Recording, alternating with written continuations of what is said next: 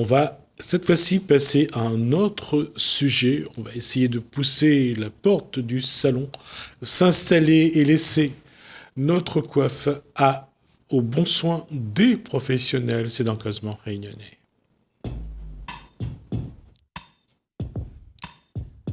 Et il s'agit ici d'une professionnelle, plus que, j'ai parlé de coiffe, mais on va passer à autre chose, je pense. Bonsoir Estelle Olivier. Bonsoir, monsieur Ramoudou. On va rappeler que vous êtes... Esthéticienne. J'allais dire, l'information est plus au poil à ce niveau-là. Et dans votre salon, On fait énormément de choses. Alors, dans notre salon, on propose plusieurs prestations, telles que les soins du corps, les soins du visage, tout ce qui concerne la prothésiste ongulaire. On est aussi expert dans l'extension de cils, la restructuration des sourcils, le maquillage, donc que ce soit pour les mariés également, les événements. On se déplace, on fait aussi des choses intéressantes pour les enfants, du maquillage pour les enfants, et puis des choses basiques comme les épilations. Basique comme les épilations. Ça, c'est... Quand on en parle... Moi, j'ai toujours aimé ça. Parce que à Rome, c'était pareil. Lorsqu'il fallait faire l'épilation, c'est celui qui le faisait qui criait pour faire venir les clients. Après, c'est les clients qui criaient parce qu'on les épilait. Là, est-ce qu'aujourd'hui, on avance un petit peu sur l'épilation ou pas? C'est-à-dire que, qu'on le veuille ou pas, on voit les pubs, à chaque fois, on montre que ça fait très mal et on invente toujours la méthode douce. Oui. Alors au niveau des épilations, bon après c'est propre à chacun est sensible à sa douleur. Bon, il y en a qui se font plus un stress avant et puis au moment où elles le font, au début c'est un peu exagéré mais après elles gèrent, ça va. Je veux dire que la douleur est plus psychologique parce qu'on a entendu un tel dire ah mais non, ça fait trop mal, ah mais non, je veux pas essayer. Une fois qu'elles l'ont essayé, ça va dépendre de chacun. Et puis il y en a qui disent oui, effectivement, c'est douloureux donc on s'arrête là. Après, nous, on met tous les moyens en œuvre pour que ça se passe bien. Donc, on va essayer de détendre la cliente. On va apaiser avec du talc. On a tout le protocole d'hygiène, bien évidemment, auparavant. Et on va prendre le temps. On va pas non plus faire un arraché rapide et faire souffrir notre cliente. Non, pas du tout. C'est la question que je voulais poser, c'est que est-ce qu'aujourd'hui, avec cet environnement stressant, les poils poussent plus ou bien les gens viennent moins parce que... Avec le stress, non, avec le stress, on peut plutôt perdre ses poils. Mais que ça pousse plus, non, c'est plus ce qui va jouer sur la pousse du poil, ça va plutôt être la température extérieure, je dirais, ou éventuellement médicamenteux si on prend des hormones ou autres. Mais non, le stress, non, il ne joue pas trop sur la pousse des poils. Je m'excuse déjà auprès des femmes pour la question que je vais poser. Les femmes sont de plus en plus poilues. Est-ce que les femmes sont de plus en plus poilues? Non, elles ne sont pas de plus en plus poilues. Tout dépend de la génétique, mais non, pas de plus en plus poilues. Après, ce qu'on va retrouver dans le temps, mais ça c'est normal, on va dire. Mince, là les femmes elles vont m'en vouloir. On va dire ça va être plutôt au niveau de la moustache ou du menton quand on prend de l'âge, c'est ce qui va plus apparaître. Mais ça c'est logique, c'est humain. Tout est au niveau des hormones. Voilà. Comme on a les hormones féminins qui disparaissent, on a les hormones mâles qui restent, donc du coup, on devient un peu plus poilu à certains endroits dans l'âge. La question n'était pas si innocente que ça. Effectivement. L'être humain prend plus soin de son corps depuis le déconfinement ou bien c'est la même chose Depuis le déconfinement, oui, une conscience aussi, quelque part. Il y a eu beaucoup de relâchement ou de travail psychologique. Peut-être que justement, chacun a pu constater, ah ben, je me suis négligée. Et c'est vrai que depuis, au niveau du bien-être, on a un retour en institut, je dirais. Alors, là, cette question, elle est peut-être un peu, je dirais, tendancieuse, mais je vais la poser. Là, psychologiquement, là, on sent une fragilité et un besoin de s'occuper plus de son corps aujourd'hui. De penser plus à soi, je dirais. Après, un besoin de s'occuper plus de son corps, oui, parce que je dirais que c'est le concept entre les médias ou même le besoin pour se sentir bien aussi. C'est vrai qu'on a ce besoin de s'occuper plus de soi parce qu'on a compris l'importance et le bien-être que ça a apporté. La peur de la maladie, la peur de la mort peut-être, éventuellement, ça c'est sûr. Dans ce contexte, aujourd'hui, on a parlé des femmes parce que les femmes sont plus, sont plus présentes dans les salons d'esthétique. Les hommes y viennent de plus en plus. Les hommes y viennent de plus en plus. D'ailleurs, oui, chez Corps à Cœur, on les accueille. Donc, c'est vrai qu'on voit les hommes énormément, souvent en duo avec leurs compagnes, lors des massages. Après, c'est des compagnes qui font découvrir autre chose, comme les soins du visage. Et de plus en plus, là où les hommes se sont réveillés, c'est surtout au niveau des épilations également. Ils ont compris le confort que ça pouvait apporter quand on est sportif ou au niveau de l'hygiène corporelle. Donc, beaucoup d'hommes, de plus en plus, font des épilations. Tout à fait. Tandis que s'épiler, c'est bon pour l'hygiène du corps. Quelles sont les raisons? C'est toujours la sudation? Oui, surtout au niveau de la sudation, au niveau des odeurs, ça va diminuer justement à ce niveau-là parce que les poils justement vont emprisonner tout cela.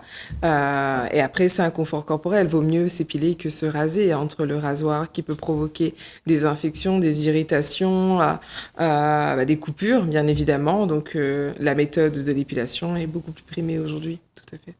D'accord. Donc, d'une manière globale, on peut dire qu'aujourd'hui, l'être humain essaye de penser un petit peu plus à lui, de revenir un petit peu à ses fondamentaux. Revenir à ses fondamentaux? C'est-à-dire s'occuper de lui. Oui, s'occuper de lui, oui, tout à fait. Si. À ce niveau-là, oui. Et quelles sont les autres prestations que vous avez dans votre salon? Alors, on a parlé tout à l'heure, là on a énormément parlé des épilations. On a, comme je disais, des soins du visage, des modelages. Au niveau des épilations, on les fait aussi au fil. Et puis, on a également tout ce qui est beauté des pieds, beauté des mains, prothésiste ongulaire, restructuration ou microblading. Est-ce que ça vous parle? Du tout. Donc, le microblading, qu'est-ce que c'est? Vous avez vu, elle savait que je ne savais pas du tout, mais elle a quand même enfoncé le clou. Je vous remercie. Alors, souvent, c'était la méthode de la pigmentation des sourcils qui est utilisée. C'est-à-dire qu'à l'époque, on rasait le sourcil et on venait tatouer un sourcil. Ce qui est vraiment super dans certains cas aussi, comme par exemple pour les femmes qui ont subi un cancer, une perte de poils. Donc, au niveau des services oncologiques, moi, ça m'est arrivé quand j'ai pu être... en bénévolat dans l'association Un Autre Regard avec Monsieur Nama. Oui, ça a été super sympa pendant 1 an, donc j'ai eu le plaisir de travailler à ses côtés. Et on a pu voir justement l'importance pour la femme justement de retrouver un sourcil, des cheveux, ou même d'autres personnes, c'est parti beaucoup plus loin à travers cette expérience. Je ne vais pas donner les détails. Et pour revenir justement à la méthode, c'est-à-dire que le microblading va pouvoir nous permettre de redessiner poil à poil un sourcil.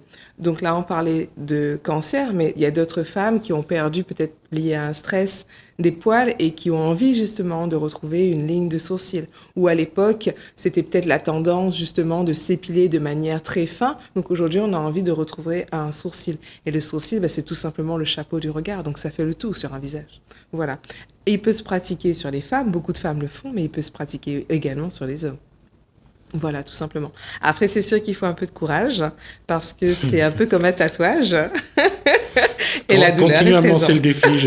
Peut-être que je le relèverai d'ici la fin de l'émission. On ne sait jamais. Oui, tout à fait. Ouais.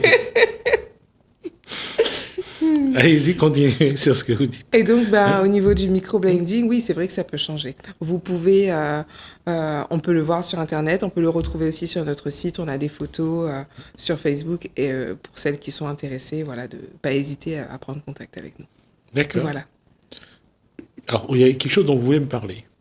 Oui, alors un peu de nos instituts. C'est vrai que la dernière fois, je l'avais pas forcément précisé sur la première émission et beaucoup de clientes ont essayé de nous chercher. Donc Corps à Cœur Institut peut vous accueillir donc sur le site du Tampon au 110 rue Boulevard du Général de Gaulle ou également à la Possession. On a vraiment 2 sites pour l'instant dans l'île et donc on peut nous appeler éventuellement pour la Possession donc au 06 93 92 57 17 ou au 02 63, c'est la nouveauté le 63, au 00 51 36. D'accord.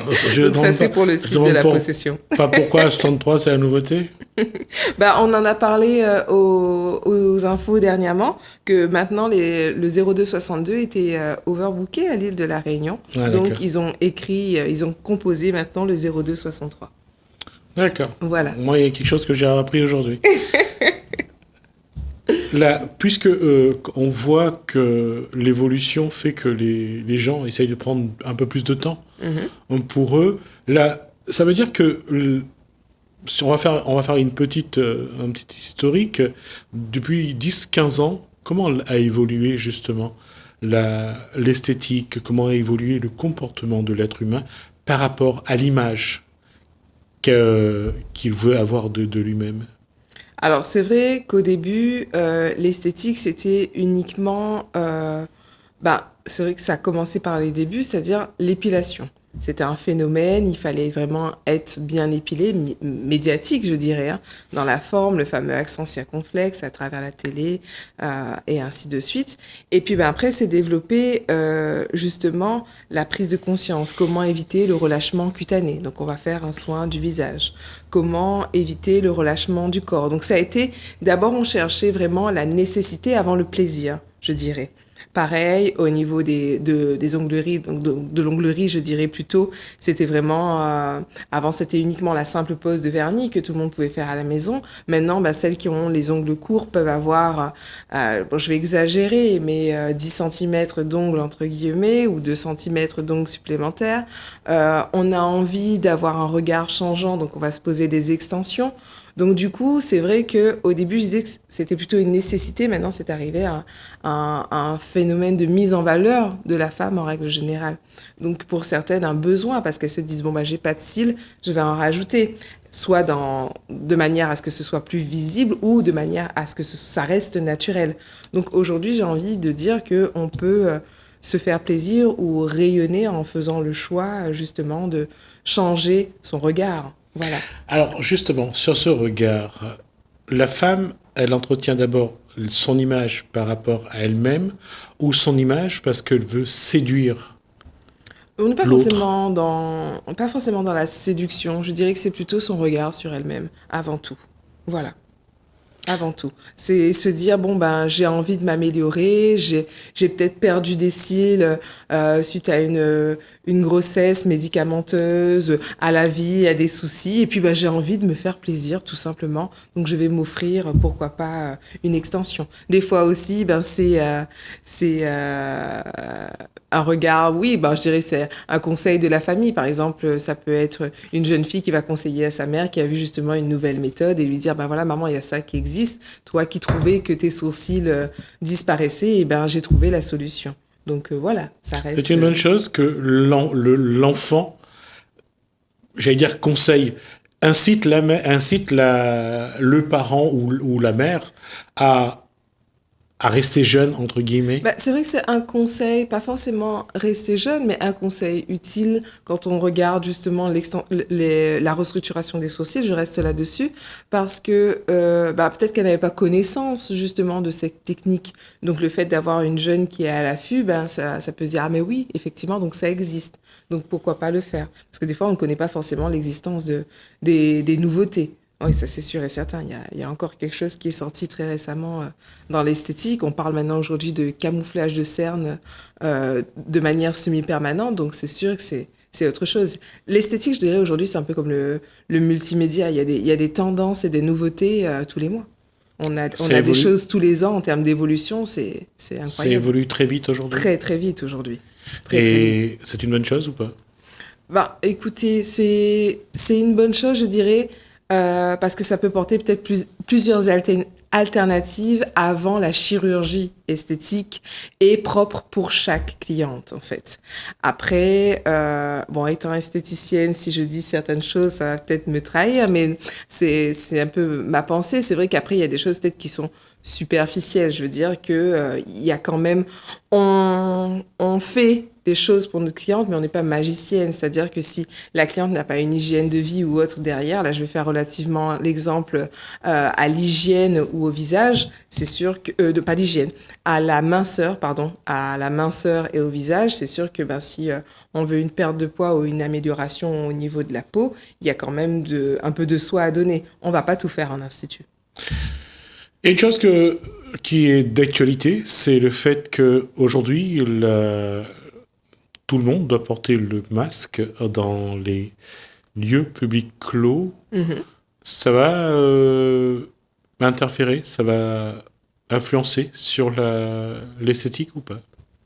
Est-ce que le port Le soin et l'esthétique. Voilà. Est-ce que le port du masque, Mhm. qui va devenir obligatoire Mhm. dans les lieux publics clos, est-ce que ça, et apparemment ça risque de devenir de plus en plus contraint? Normal, oui. Je dirais normal. Ça va faire partie de notre quotidien, de toute façon, le masque aujourd'hui. À l'Institut Corps à Cœur, on l'a bien intégré. Toutes les esthéticiennes ont le port du masque. Notre clientèle aussi porte le masque. On s'est habitué. Maintenant, après, c'est vrai qu'au niveau de la mise en valeur de la femme, j'ai vu que plusieurs femmes déjà ont essayé de faire des harmonies avec les vêtements du jour ou autres. Et du coup, pour celles peut-être qui avaient plus l'habitude de porter du rouge à lèvres, elles vont certainement se maquiller plus les yeux, concentrer un petit peu sur le contour pour pouvoir apporter un autre type de valorisation, je dirais. Mais on est vraiment là sur le visage. Après, l'hygiène corporelle ou la détente du corps, au niveau des instituts, ça n'y a pas de souci. Pour ceux qui avaient l'habitude d'avoir une détente une fois par mois, une fois par semaine, de se faire un massage, de se faire du bien, de venir faire les ongles, là-dessus, ça ne change pas. Les femmes vous parlent, les femmes qui viennent dans l'institut, qui viennent à l'institut, vous parlent du fait justement que le masque quelque part les empêche de profiter de ces soins de beauté que vous leur apportez. Non, pas du tout. Du moins, elle nous parle pas de la difficulté du masque au profit des soins, parce que du coup, quand on est sur un modelage, le masque, on peut le garder, il n'y a pas de souci. Au niveau des soins du visage, donc on va quand même pouvoir l'exercer, et ça ne déroge pas justement à leur habitude. Non. D'accord. Voilà. Ça les embête pas plus que ça? Non. Non. J'allais dire, quelque part, ça ne cache pas la beauté Non. qu'elles se font en venant au salon. Non, non, pas du tout. D'accord. Oui. Comment aujourd'hui, justement, la femme, et y compris vous, bien sûr, vous vivez avec ce contexte qui évolue où la femme, est comme l'homme, doit être masquée et cache une partie de son visage. Il n'y a que les yeux qu'on garde, finalement, qu'on garde à la vue et au sud de tout le monde. Il n'y a pas que les yeux, parce que si on dit qu'il n'y a que les yeux, là, c'est comme si qu'on portait la burqa, donc c'est pas bon. Il y a aussi les cheveux. Je parlais du visage, je parlais pas au-dessus. Ok, très bien. Non, vous avez raison, je commets une erreur. Mais justement, on parlait du visage, à partir du moment où les yeux sont la partie la plus visible et pas masquée, ça veut dire qu'il y aura de plus en plus de soins autour des yeux? Il y aura de plus en plus de mise en valeur autour des yeux, ou peut-être que les gens vont se mettre en valeur, vont peut-être porter plus attention au mode vestimentaire ou autre. Mais oui, nous, on fait en sorte de se concentrer sur les yeux. En tant qu'esthéticienne, notre devoir est de regarder là où on peut mettre la mise en valeur, et on va plutôt conseiller au niveau du regard. Tout à fait, au niveau du sourcil, ça c'est sûr et certain. Et le regard, ça reste l'arme, je dirais, la plus absolue On dit que le regard, c'est le reflet de l'âme.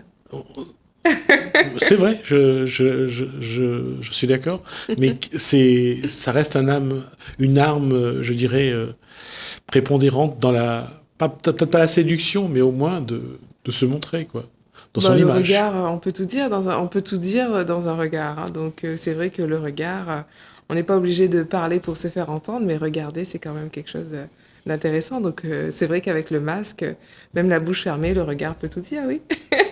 Ça veut dire qu'il y en a qui majeur, c'est pas mal, oui. Ça veut dire qu'il y en a qui vont apprendre à ne plus parler. Eh bien, pourquoi pas. Ça va un peu de silence et un peu de repos pour certains. Et j'ai pas parlé de sexe. Hein. Là, ça se sent aujourd'hui, c'est-à-dire qu'il y a des femmes qui prennent plus soin de leurs yeux aujourd'hui. Au niveau du regard, oui, c'est une réelle tendance. C'est une réelle tendance, le regard actuellement, avec déjà quand on a un sourcil bien défini, comme je dis toujours, c'est le chapeau du regard.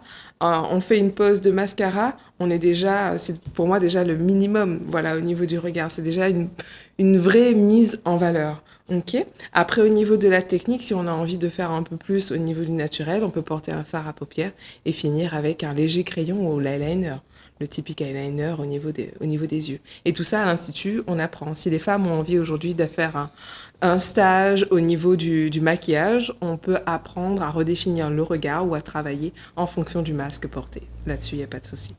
Dans votre salon, il y a des femmes qui sont déjà arrivées avec un masque assorti aux couleurs de leurs yeux? Aux couleurs des yeux, aux couleurs des vêtements, oui, tout à fait. Non, des Ça yeux, arrive. des yeux, des yeux. Aux couleurs des yeux, moi personnellement, je ne l'ai pas encore fait, mais c'est une excellente idée. Bon. Mais bon, après, ça pourrait faire tâche. C'est pas, en esthétique, on ne va pas préconiser ça. Au contraire, c'est-à-dire que la femme, si elle a envie de mettre en valeur son regard, elle vaut mieux porter un masque qui n'est pas de la même couleur que ses yeux. Voilà, tout simplement. D'accord. Effectivement, Parce que sinon, il y aurait une trop grande harmonie et on va regarder l'harmonie plutôt que la ses valorisation de son regard, tout à fait. D'accord. Quelles sont les autres parties du corps au sortir du confinement où les gens insistent pour un peu plus de mise en avant, dont l'image les sollicite le plus? Au niveau du corps, je dirais que ce serait le corps tout entier, en règle générale, c'est-à-dire être bien dans son physique. Après, pas forcément depuis le confinement, tout dépend de l'intérêt de chacun, entre guillemets.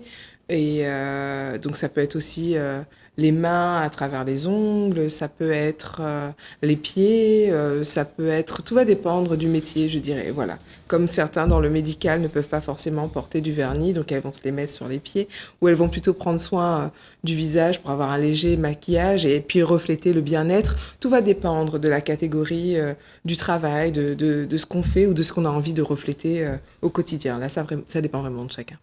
Et je reviens à cette question-là, c'est l'équilibre entre les deux sexes. Aujourd'hui, l'homme devient prend de plus en plus soin de son être. Mm-hmm. Est-ce que cela implique aussi que la femme doit faire attention, doit toujours se décaler par rapport au sexe opposé? Pourquoi se décaler? Vaut mieux être en harmonie. Il n'y a pas de décalage à avoir. Bon, après, j'allais vous charrier, mais je ne le ferai pas. Mais j'allais dire qu'en règle générale, la femme est toujours plus en valeur qu'un homme, voyons. Ce qui est vrai. Non, j'adhère tout à fait, effectivement, la femme... Bon, tout à l'heure, on m'a dit que j'étais féministe, oui, un peu. Ah non, ça me pose... j'en suis pas... Ça me pose pas de problème. Mm-hmm. Au contraire, si la femme est... On dira toujours que la femme est supérieure, et ça c'est quelque chose dont on parlait.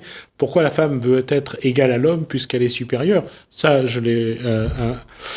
Vous n'avez pas de doute, je comprends. Ah non, je n'ai pas de doute. Je n'ai pas de doute là-dessus, je ne vais pas changer ça. Mais est-ce que dans la relation homme-femme, est-ce que il faut que l'harmonie soit là, ou la femme a besoin d'avoir une dominance? Pas forcément de dominance à travers, vous voulez dire par rapport aux soins ou la mise en valeur. C'est vrai que les femmes se mettre en valeur par rapport à la... En valeur, mais pas forcément par rapport à l'homme, je dirais...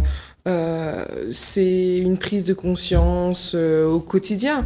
Pas toutes les femmes vont se mettre en valeur de la même manière. On a des femmes qui auront plutôt un style sportif, c'est-à-dire qu'elles vont prendre soin de leur corps, mais pas forcément se maquiller tous les matins. On a des femmes qui vont juste peut-être jouer sur le paraître avec l'assortiment vestimentaire, le maquillage. On a des femmes qui seront simples, mais peut-être à travers leurs paroles, leur manière d'agir, ce qu'elles ont fait ou l'intérieur, vont pouvoir se mettre en valeur. La valeur, c'est pas uniquement le paraître, c'est vraiment ce qu'on a envie de donner. Et puis là, si vous me parlez de séduction, il y a toujours une femme pour un homme sur cette terre, et on va pas forcément plaire à une femme de tel type, va pas forcément plaire à tel homme de tel type. Donc tout a été fait en sorte pour que chacun puisse trouver sa perle rare. Mais on peut dire ça, mais il y a une chose quand même que j'essaye toujours de dire, c'est que lorsqu'on doit d'abord plaire à soi avant de plaire aux autres. Exactement. Là-dessus, je suis d'accord avec vous. C'est pour ça que depuis le début de cette émission et même la dernière fois, j'ai toujours dit tant qu'on se sent pas bien avec soi, on peut pas plaire forcément aux autres. Il faut qu'on soit en harmonie avec son corps et son esprit. Donc, c'est pour ça que travailler sur soi, sur ses erreurs passées, sur des difficultés, en fait, eh ben, c'est déjà trouver son harmonie interne. Et une fois que ça va bien, eh ben, déjà, C'est déjà un grand pas de c'est fait. déjà un énorme pas, un énorme pas. Et on voit, tout devient facile, Tout à vous fait. pouvez rayonner, il n'y a pas besoin de faire des choses supplémentaires, et puis ben, on est bien, donc le fait d'être bien, on peut qu'apporter du bien. Merci en tout cas Estelle, Olivier pour toutes ces informations et puis surtout ces préconisations pour être bien vis-à-vis de soi-même, pour avoir une belle image de soi. Merci à vous. On aura l'occasion de venir dans votre salon pour voir un petit peu ce qui se passe, puis essayer de ramener un petit peu quelques informations. Oui, Encore une fois, merci à vous. On se dit à bientôt. ben, merci à vous, Monsieur Ramoudou, pardon. Et ben, ce sera un plaisir ben, déjà de vous accueillir à l'Institut et puis de pouvoir faire découvrir aux Réunionnaises, aux Réunionnais le salon Corps à Cœur. Et puis ben, on pourra peut-être revenir sur la présentation de ce fameux bol de Kansou. Voilà. Voilà. Et si vous voulez être notre modèle, ce sera avec plaisir. Malicia jusqu'au bout. Merci à vous. Merci à vous de nous avoir Merci. suivis. Merci François, merci Hélène. Je vous dis à bientôt. À bientôt.